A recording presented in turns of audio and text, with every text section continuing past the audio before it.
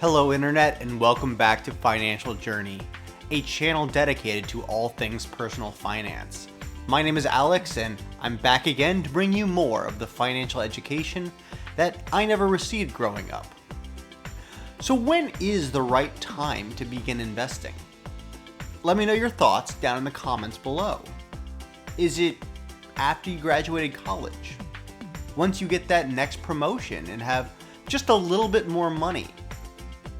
Is it after you've bought that new car that you so desperately want?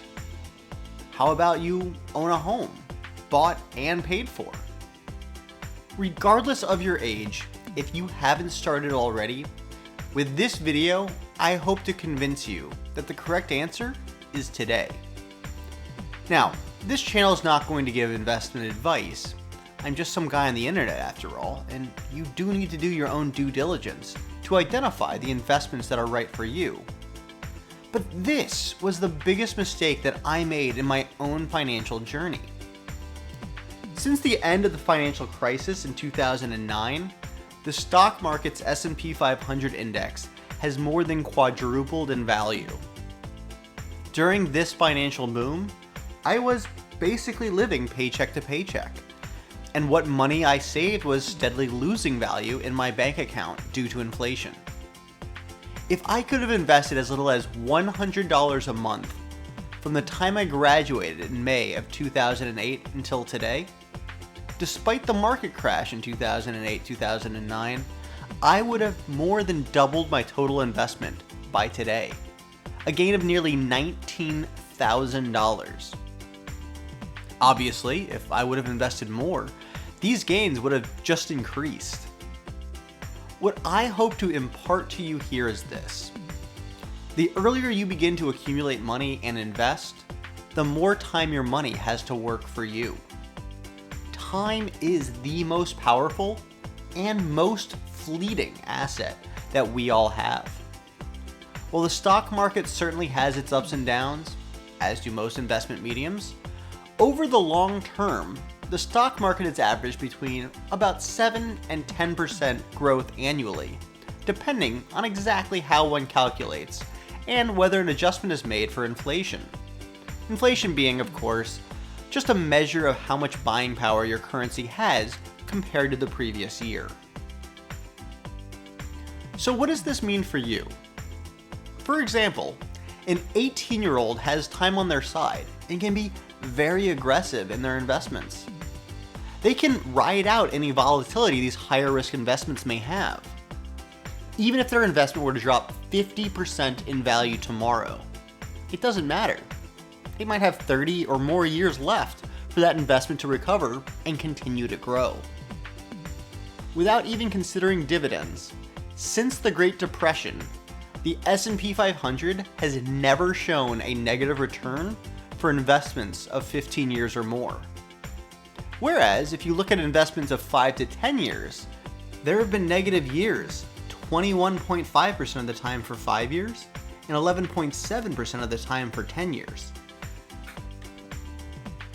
Because of this, someone nearing retirement may need more stability in their accounts, and they cannot try for as high of returns just in order to limit these declines.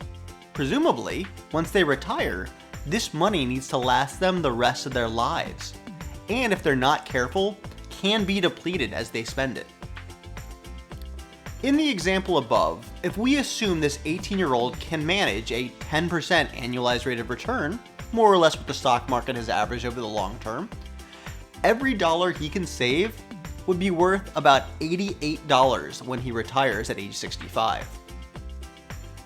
Even waiting just 3 years later until they turn 21, this value drops to $66 per dollar saved. Now, this is clearly a fabulous return on investment, but it is still 25% less than if they had started just 3 years earlier.